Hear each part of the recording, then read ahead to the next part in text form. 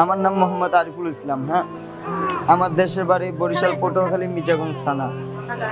আমি ঢাকা মিরপুরে থাকি।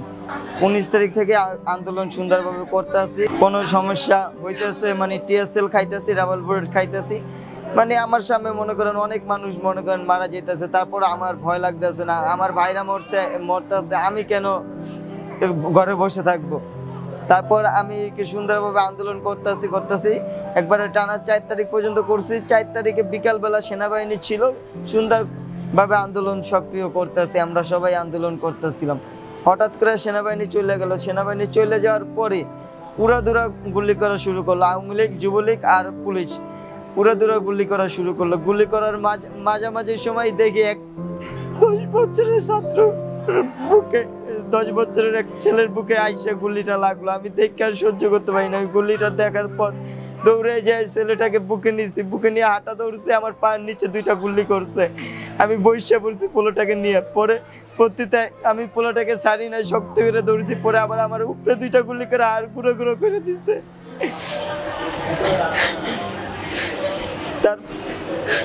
তারপরে ওই বাচ্চাটাকে আমি ওই জায়গায় ফালাই, আমি এক পা দিয়ে ঘুরে আমি সামনের দিকে আউগাইছি। পরে আমাকে এক ভাই ধরে আমাকে এদিকে নিয়ে ইসলামীতে নিয়ে আমার রক্ত বন্ধ করছে। আমার রক্ত গরু কাটতে যেরকম পড়ে সেরকম পড়ছে। ওই ছেলেরও রক্ত আপনার বুক দিয়ে পায়ে গরু জবু দিলে যেরকম রক্ত পড়ে সেরকম পড়ছে।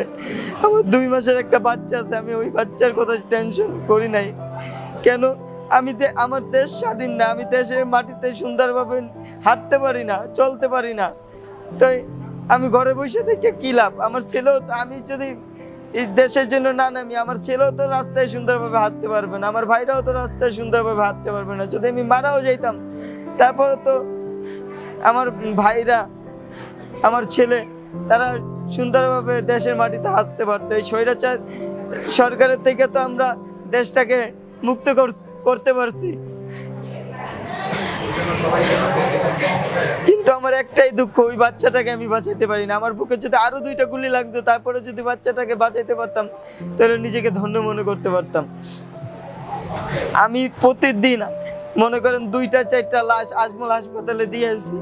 মনে করেন আমার চোখের সামনে মিরপুরে প্রতিদিন 2, 4টা, 5টা, 10টা লাশ পড়ছি। 2 নম্বর থানা থেকে যেরকম মানুষ মারা হয়েছে বলার বাইরে, পুলিশের কোনো দয়া মায়াই নাই।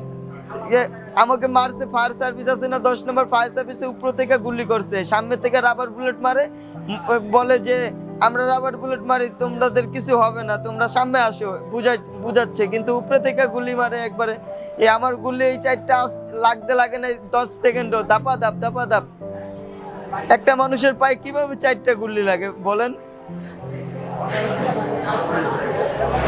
তারপরে আমি ওই গুলি খাওয়ার পরে আমি হাসপাতালে ভর্তি হয়েছি। আমি তো গরিব ঘরের সন্তান, বেশি বড় লোকের সন্তান না। আমি হকারি করে খাই, কোরআন শরীফ, বাতর টুপি এইগুলো বিক্রি করে খাই। বাড়িতে কোনো ধার করে টাকা আনছি, রক্ত ধার করে কিনছি।